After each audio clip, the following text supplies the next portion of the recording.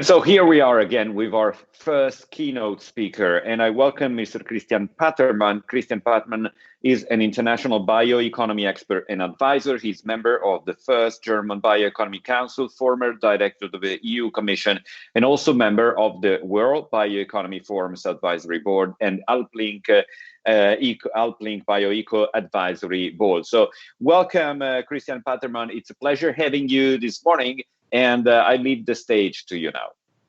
Well, thank you very much. Very good. Buongiorno a tutti. Buongiorno. And again, buongiorno a tutti, and guten Morgen to everybody, etc. And first of all, Andrea, let me tell you that I liked very much your introduction, because this introduction was really giving an excellent platform for what we're going to do in the first half of this day today. And I'd like to reiterate my congratulations to all of you who worked under rather difficult circumstances on this very sophisticated project. And many, many travels were cancelled, many meetings which were only done online. You know, no one knows whether the quality would not have been even better than it is now. But I'm delighted about this project, and I'm very happy.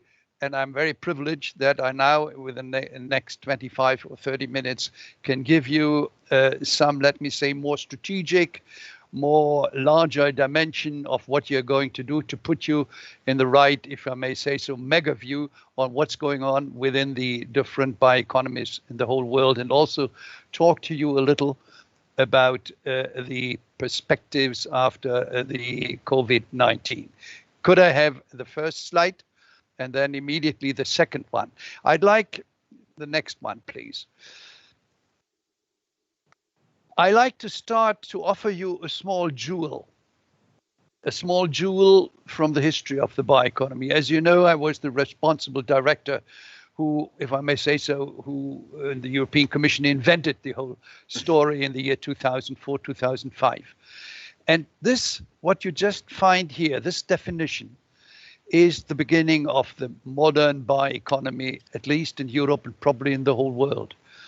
It's very remarkable that this definition, which you can all read, is contained in a footnote of a report of the OECD, which says biotechnology for sustainable growth and development. And this definition tells you about the renewability of bioresources to be the fundament. It talks about efficient bioprocesses, but also takes up the idea of clusters. And it very strongly refers to sustainability, to jobs, products, and income. The next slide, please. It's always good that we recall, if we have such a fantastic project as we have now here with yours, to recall, you know, what are the fundamentals of the bioeconomy, and particularly in the very dynamic development during the last 15 years. In the middle, we have the potentials of biological resources. But then, and that is something which is more important than ever today, we need to integrate knowledge which comes from various disciplines which are neighboring, but all linking with biotechnology and life sciences. And then the third pillar, which is rather recent, a very important contribution to what we qualify all over the world today, the emerging biological or digital transformation. And last but not least, something which we have only after in the last 5-6 years, we have the potentials to be offering to the world new partnerships and interactions.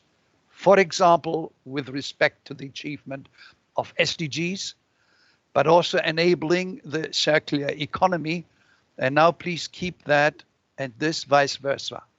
I very much liked what Minister Cattaneo just said, you know, that there is this interdependence between circularity and the bioeconomy, and I'm coming to that a little later in more concrete forms. The next slide, please. The characteristics of the biological resources are also very important to recall from time to time, because they are really the most important points to make the bioeconomy attractive for a new economy. And this is, as I said, renewability. That was already 15 years ago a big topic, dear friends. It is a certain CO2 friendliness and even carbon neutrality if we do it rightly. And then very important, we always had a circularity element found in biological resources when you look on reuse or multi-use, and particularly in the format of cascades. I also like very much that the minister said this and referred strongly to that. And last but not least, the core of it, which is, I think, very, very well known to you, the potentials for even better functions in many of the products which are bio-based, higher stability, longer lifetime, longer shelf time, stronger endurance, less or no toxicity, or less water and energy use. Next slide, please. But there are, dear friends, new USPs we need to look at, in particularly in the strong upcoming competition of systems for the future. We should never forget that the bioeconomy is primarily a value-based and enabling value economy, much more than many other business models in the world, because they are centered around value chains, adding value to them, cross-regional, cross-sectorial, and the fundament is the appreciation of the natural capital. And it is open for integrating knowledge produced by neighboring technologies, nano, digit, artificial intelligence, cognitive sciences, etc. Next slide, please. I want to tell you that you are not walking alone. This fantastic song for soccer fans. We have the bioeconomy today around the world. And here you see a map of the Global Bioeconomy Summit, which has become legendary already. The deep greener it is, the more you have dedicated, very special strategies, roadmaps, or also action plans for the bioeconomy. And I'm going into some details of that a little later. The next slide, please. We have today about 60 states which have in one way or other a support of the bioeconomy via dedicated programs, or as I said, action plans, roadmaps, etc. Many of them in Europe. We have one, and that's Canada, where there's only a strategy exclusively worked out by industry. But we have to see that many of these activities are more or less limited to biotechnology or biofuel production, although I have to say the latter one is decreasing permanently.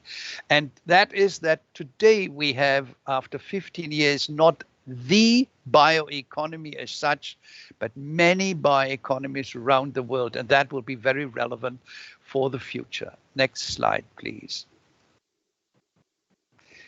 This year, 2020, very difficult for everybody, was, I would say, a so-so year for the bioeconomy. We had new strategies published in Germany, in Costa Rica, in the East African Union, which should be quite interesting for you because it was also a macroeconomic regional strategy. Then the German state of Bavaria, Bayern, the cluster Chemie in the German state of Bavaria is partner in your project, and in Colombia. And in this year, we have Uruguay, Portugal, which just has the presidency, with a dedicated bioeconomy action plan, and Catalonia, which are at the moment in the pipeline. And another jewel I like to offer you today, the People's Republic of China, which just 3 weeks ago was approving its 14th 5 years plan. And I'm going to read out you one phrase in this document, which you probably have never read before. And this says, we will promote integrated innovation in biotechnology and information technology, accelerate the development of industries such as biomedicine, biobreeding, biomaterial, and bioenergy. And now it comes, and make the bioeconomy bigger and stronger. Dear friends, we will see to what extent the end of this year there will be these very strong words taken up in practice by the People's Republic of China.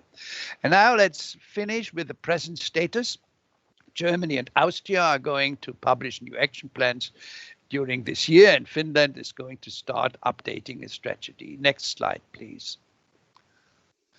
Now, it was already said that the circularity element is getting very relevant.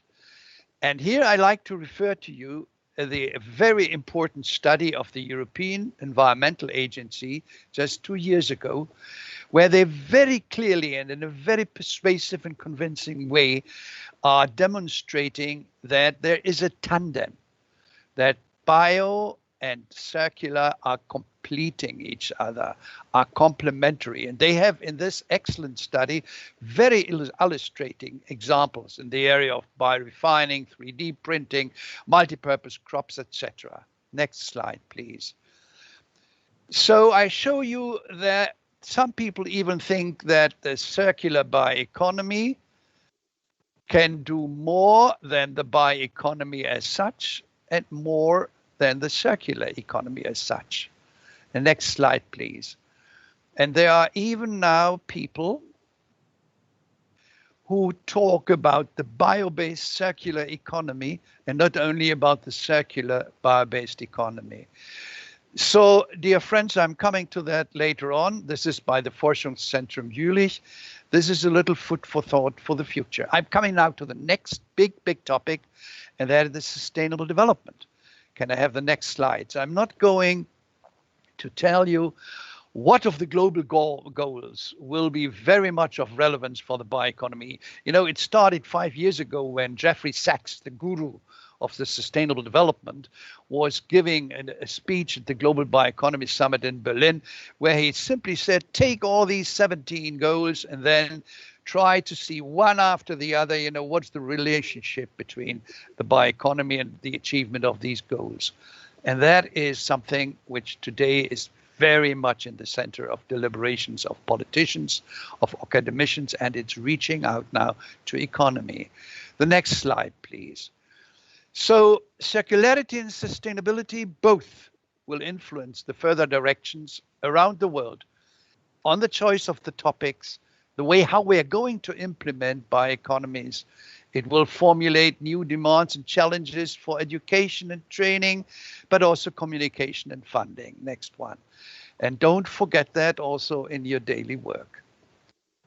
Next one, please. Now, let me talk to you a little about recent trends. We talk a lot about the health issue coming up again. You know, we had it already 14, 15 years ago, but then it disappeared to be part also of the bioeconomy. But there is one point I like to draw your attention to, which turned out to be a very important trend behind the stage. And that is the bio-based closing of waste cycles by contributing to a better supply of the so-called rare or critical raw materials, CRMs. Everybody talks about e-mobility, additive manufacturing, 3D printing, artificial intelligence tools, etc. Without critical raw materials, we are not able to do that. And that's why we need to optimize their availability. And that's why I always plead that additional to the food safety, we should talk about raw material safety to be one of the more important goals of the bioeconomy. And that is indeed now a trend which is not very strongly spoken out, but behind the scene is very strongly worked about in many governments. The next one, please. Another trend is the soft skills. The soft skills like education, training, like communication, etc. And here I see a very important part also for your daily work. We look on new ways for funding. There is the very recently European Circular Bioeconomy funded, to be mentioned by the European Union and the EIB. First closes have taken part, but we see a lot of new initiatives to support private investment for the bioeconomy, tax incentives, special coaching and information actions for family offices, investment fund managers for PE actors, etc., etc. And dear friends, for your daily work now, when you have identified new value chains, this will be very, very important. And then we have the same when we look on how are we going to implement it, we can't do it without the people. And we can't do that without the appropriate ways of new academic and vocational training and education. And there we have a lot of activities, in particular in Europe, we should be very proud of, which is also a USP for Europe. And I like to mention here that just yesterday I was privileged to attend the publication of the first book on the bioeconomy for kids in the age of 4 to 8 years old. It was also by an Italian consortium. It was done over here in the Lombardy, and it was done by a project called BioVoices. And it was so interesting to see to what extent also company representatives were interested in knowing how in the kindergarten one would be able to give the appropriate instructions and to offer the appropriate materials for teachers and also coaching personnel in kindergartens for the young generation, because this young generation plus the teenagers following will be the world leaders in industry and in politics in 30, 40 years. And I like to mention here that you should not forget that when you have your private connections in your regions. For example, the state of Bavaria has now in its very, very interesting strategy said that they want to anchor within the curricula for primary and secondary schools the teaching on the subject of bioeconomy. The next slide, please. And we will need to have new ways of communication, not only more dedicated for particular groups of addressees, like I said, kids, but students. Whoever has thought about approaching influencer in the social media, you know, to get a better knowledge on what the bioeconomy is. So let me, at the next step, talk a little about the new trends which will be triggered by the pandemic. I think there are a few ones already very evident today. Livestock issues. Biological resources also contains livestock. We forget that sometimes. Focusing on respecting biodiversity, including health as an issue of the global bioeconomy agenda, the One Health initiative by the WHO, that you cannot separate human, animal, plant, and now it's even said planetary health or ecosystems health. And then we would have to concentrate on new corona-oriented or COVID-oriented value chains, virus-resistant or virus-free food packaging materials, smart alternate proteins, newer biomaterials for personal protective equipment, etc. The next one. And then the new trends in society, I'm not going to talk at length about, you know, with respect to sustainability development, to the GSD goals, etc. But here I have a small warning. We talk a lot about that, but we have not yet the evidence, criteria, and the catalogue of measures really to do that in the right way. Here, academia has to do a lot. And here, I think we should really concentrate also in the work of universities and also in science to offer a kind of toolbox of knowledge, how we can monitor and see to what extent in concreto we are going to enable the achievement of SDGs. And I'm very happy, for example, to see that the year of the bioeconomy, which is at this moment in Germany being practiced as a main subject, has how are we monitoring, how are we evidencing the achievement of SDGs by economy. Next one, please. Now, dear friends, your project, and I want to make that very clear, is a striking model to integrate or combine almost all these diverse new trends of bioeconomies around the world here in the Alpine regions. And you had a very sophisticated claim, make the bioeconomy fly. Next one. Yeah. And the unique tools to do it, that's your strategy. We are going to listen carefully today of the Alpine space and the use of the newly developed VCG, the value chain generator. And that's for me, your project. And that's why I was so much interested in attending and participating in the advisory committee on it. It is a perfect combination, a very unique one, which I haven't seen in any other project at this moment, of digitalization, of artificial intelligence, and of life sciences. Next one, please. What will be, against this background, the role of the pandemic, that we are really realizing these ambitious endeavors from your side? We see already in many strategies around the world that they are followed or they are accompanied by very concrete action plans. One of the speakers this morning said already he liked the concreteness of this project, and therefore he was so much in favor of it. And these action plans are so necessary because paper is patient. We see that these action plans are containing milestones for accountability, monitoring observatories, budgets for implementations, etc. But dear colleagues and friends, these are very encouraging signs, but they might not be sufficient for keeping up our pole position in the emerging competition among many different systems in the future. We must be much more than ever prepared to deliver also very plausible arguments on the advantages, on the pros, why we are choosing the bioeconomy model as a preferred one. Next one. And that's why we need to be even more understandable and clearer to show the differences between bio-based products over non-bio-based products, showing the complementarity, as said before, of circular elements.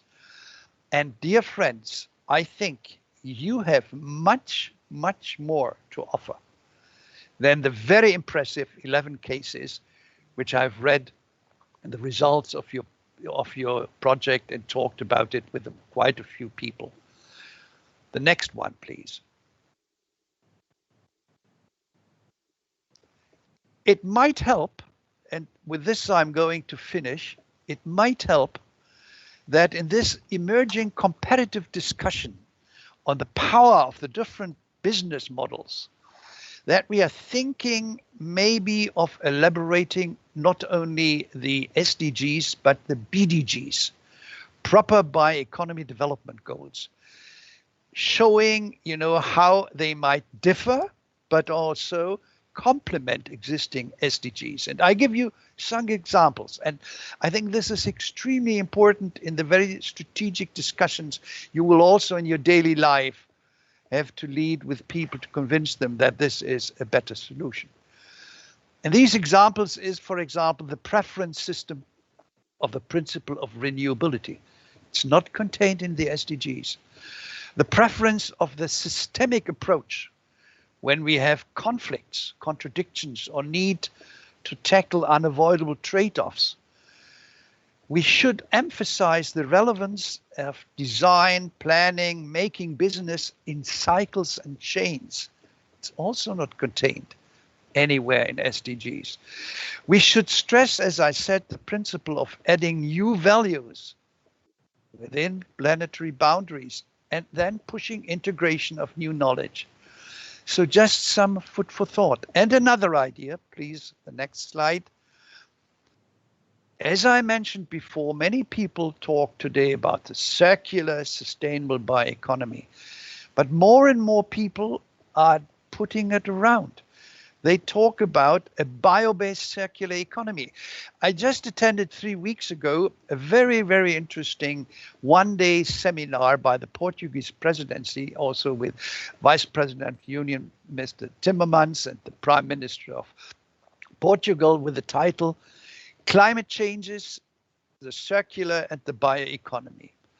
And there, in the panel in which I participated, the representative of the textile industry in Portugal, which is quite important, he clearly said, well, when we have recycling, and recycling is in everybody's mouth, and circularity is in everybody's mouth, we simply say and see sometimes a lot of things which are not changing.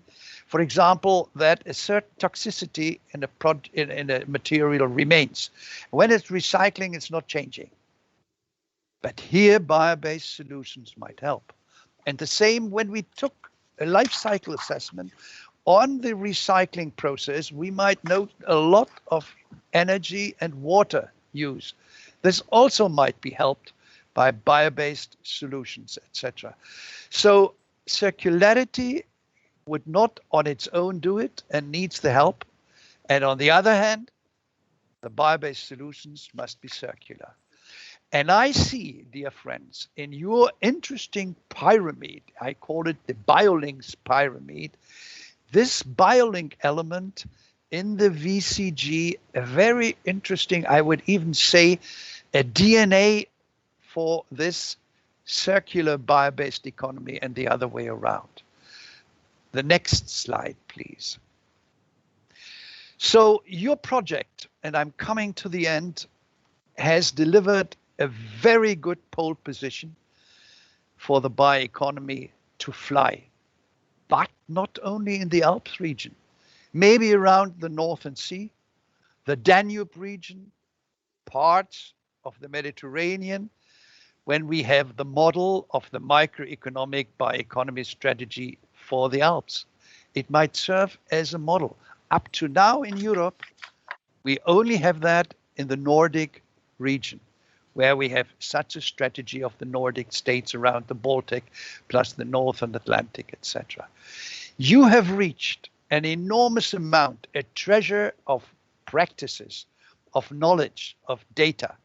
I know from my talks with many of you that you look for new partners, that you want to continue, that these 11 cases are just the peak of the iceberg of potential new projects you identified. In the policy forum we had a few weeks ago, you know, where you were developing wonderful ideas how it could continue. And I can only encourage you, establish a kind of post-project platform to stay together, to capitalize what you have done. It would be such a pity if many atouts, many advantages and goodies which you found will get lost. Do continue. The next slide, please. I thank you for your attention. Good luck and happy Easter. Well, Christian Patermann, thank you so much for your insight. It was really, really interesting and relevant. But just let me ask you a couple of questions. Please. Because I'm taking many questions from the audience that is very interested. And yeah, I mean, your perspective was great, starting from the fact that it is not new. You've been one of the pioneers of the bioeconomy, but today we feel an urgency, which is different. And we have different, you know, European programs. Apparently, there are more resources and money to invest than actual project. And indeed, AlpLinkBioEco has not just finished, maybe has just begun in that sense. So let me move to the question first from one of the persons who are following. Do you think that different types of territories might have a greater potential for bioeconomy, and it refers to, for example, mountainous region, or is it about finding the enabling value chains for each different territory? I would not say potentials. They will be different, and they will be, well, they will have, let me say, a bioeconomy is an economy. That means it is based on strength, it is based on weaknesses, and it has to be seen in a very large content, you know, of their resources, their skills, their logistics, the way they are integrated into larger macroeconomic regions, etc. And their industry might have been in different shapes, developed in different ways. So I always use the way and say had been very active in the northern part in the Icelandic strategy for bioeconomy 6 or 7 years ago. You cannot compare what Iceland is going to do in the bioeconomy, for example, with what Sri Lanka would do. The tropical forests is something completely different than what you have in the northern hemisphere, where you have the fisheries, where you have coastal areas, and in Iceland, for example, the question of the hydropower. And that's why the Alpine regions, for example, have a particular features, if I may say so, you don't find, for example, in the northern sea of of Germany or in the Baltic. The Alps are the water towers of Europe. The Alps have extreme weather conditions. The Alps have a particular husbandry in livestock, which you don't find. Let me see in the Ruhrgebiet, or where you found in the Benelux countries, etc. So this is the beauty, if I may say so, of the regional approaches, that they identify the specialities, the strength, but also the potentials of their region, and then made something out of that. And in that respect, I'm really so fond of this VCG model, that it is cross-sectoral and cross-regional in a larger content. And if you take the Alpines, and it's not for nothing that I remember, I finished my talk to you saying that the complementary part of the macroeconomic strategy, which we are going to listen to in a few moments today, might be a very interesting models for other areas. The Danube has completely different, let me say, expectations on that. If you have the Eastern Mediterranean, will be completely different, etc. So the answer is clearly yes, there are differences, and they should be capitalized in a positive way. All right. So we mentioned so far government, and we mentioned companies and the technology operator and the academics. There's a question about the consumer, because the question is, how do you think we could achieve a better awareness of the consumers about bio-based products to the point that they will be willing to pay more for them? Yeah, this can only be done jointly by industry, and I'm sorry to say that, by retailer. We have completely underestimated the power of discounters, of large food or other retailer chains, etc.